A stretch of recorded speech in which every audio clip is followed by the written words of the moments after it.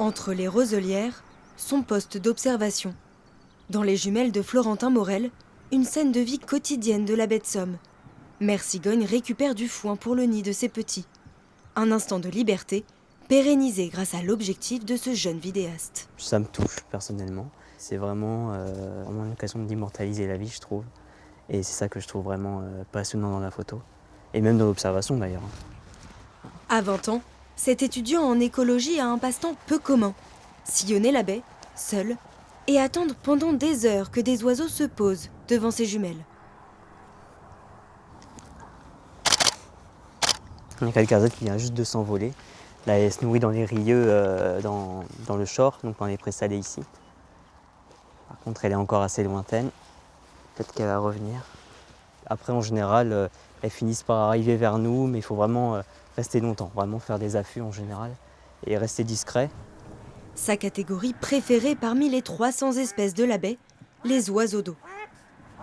Canards, aigrettes, foulques ou encore mouettes. Depuis 4 ans, il capture ces vertébrés toute l'année.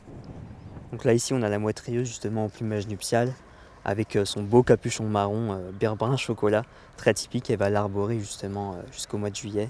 C'est vraiment là qu'elle est la plus belle. Donc chaque période vraiment a son lot de surprise. C'est vraiment magnifique à filmer. Et c'est ça également qui donne envie de filmer et ce qui est inspirant. Ces clichés ne restent pas longtemps dans son appareil. Avec, Florentin Morel écrit et monte des documentaires animaliers.